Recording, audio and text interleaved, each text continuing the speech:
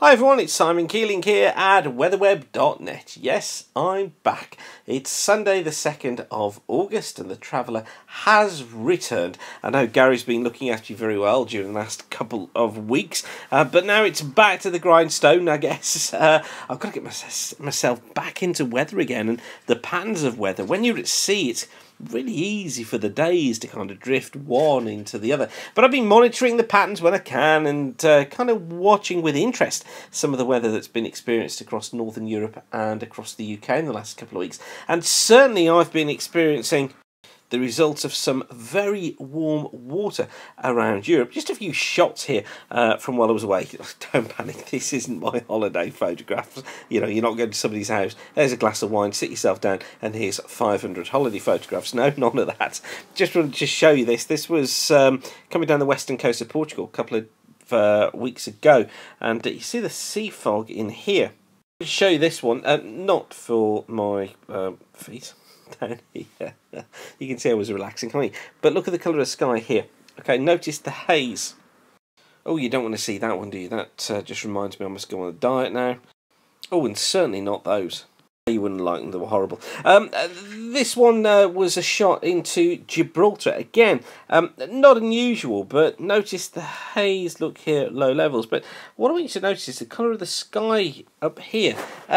You see, it's not that classic Mediterranean blue.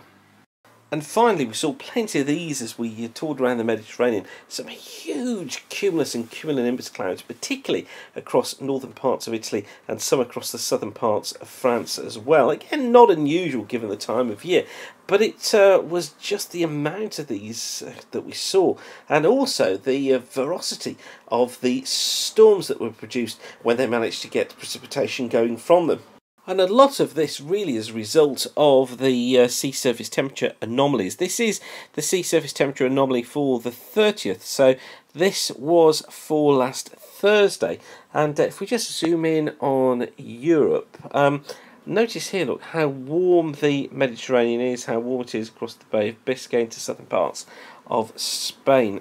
Those are temperatures of 5 and 6 degrees above normal for the time of year. Notice the cooler water, though, still out towards the western parts of the British Isles. So what was happening was, really, you only need to get a small amount of cooler air coming in at higher levels across central parts of Europe, and the potential for convection has increased significantly. So you're seeing those large storms developing. Not only that, but we had a mostly southerly wind during the time that I was away. And I think much of the haze that we saw was really down to the dust concentrations that have been produced by those southerly winds, of course, blowing in off the deserts of Africa. This was the dust concentration, actually near ground dust concentration, forecast for this afternoon. You notice here it extending into Spain, into Portugal, into Italy, into those central parts of the Med as well. And I think this is one of the reasons why we didn't see those beautiful crystal clear Mediterranean skies. And of course, not only that, if you do get more dust particles into the atmosphere, then it increases the chance of cloud droplets being able to form, because they need to condense out on particles of dust or on salt. So if you've got more of that dust in the atmosphere, then actually the potential for condensation to take place is significantly increased. And in fact, that's one of the things that we talk about at Weather School.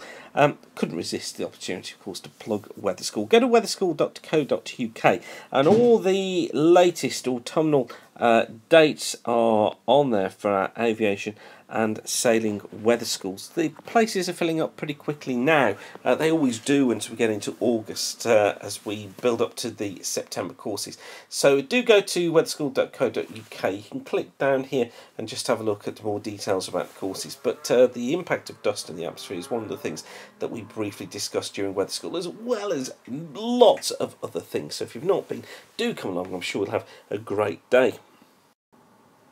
A nice day across Europe this afternoon as well. The dust's not showing up particularly well on the satellite picture, but you see here, look, clear skies across much of the western parts of Europe. Thunderstorms across parts of Italy, also down through the Balkans here. Here's our system getting ready to come into the UK during Monday. And these weren't bad temperatures either, were they? Across central and southern parts of the country this afternoon, 24 to 25 degrees typically, but much cooler further north and west at sort of 16s and 17s. Now, as I said, still getting back into the pattern of a long-range forecast. Pretty pleased with the way that the July forecast panned out. This is the CFS for week 1. It tries to get the high off towards the east. Look, there's our trough out towards the west, mostly southerly flow. So a pretty mild but changeable week ahead. Week 2 looking something like this. There's our higher than normal heights to the south, lower than normal towards the north. A southwesterly flow. Yes, southern areas probably drier than normal, but staying mixed across the north. And then the CFS into week 3 wants to keep near to below normal heights across the country, so going for very similar conditions, being rather mixed. I don't think as wet as it has been for you during the past couple of weeks, but certainly I think mixed is probably the story, as indeed it has been for so long now. And then it's week 4, just some hints of building heights off towards the west, so a pattern something like that may start to get going, perhaps bringing more north to northeasterly winds down across the country. It may not be that bad, particularly out towards the west, but I think we do need to watch for this risk of showers off towards the east and the south.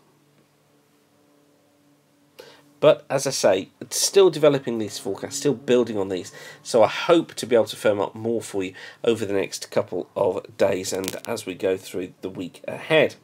Now, speaking of the week ahead, it's a very important week for us here at WeatherWeb because we're launching our annual appeal for Macmillan. Now, you know from last year that we raised almost £3,000 in the month of August last year for Macmillan. And the reason for this is that weatherweb.net, as you know, is completely free of charge, as is our sister site, sailingweather.co.uk. So what we ask you to do is to make a donation to our appeal, which supports Macmillan, who I'm sure you'll agree, very, very worthwhile charity. So we ask you to make a donation, basically, instead of paying a fee to WeatherWeb, and this is for the last year's use of the site. So you can do it by text, by simply sending a text to WWeb99, then the figure that you want to donate, we suggest £10, to 70070, or this is really important because if you want to give more, and please do give as much as you can,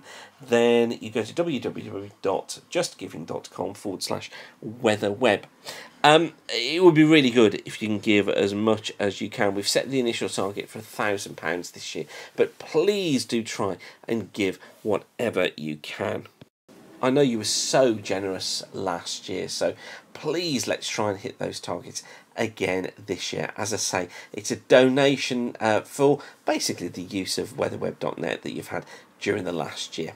Okay, I'll leave you with that for now, but whatever you're doing, thanks again for watching. Keep the sun shining, and bye for now.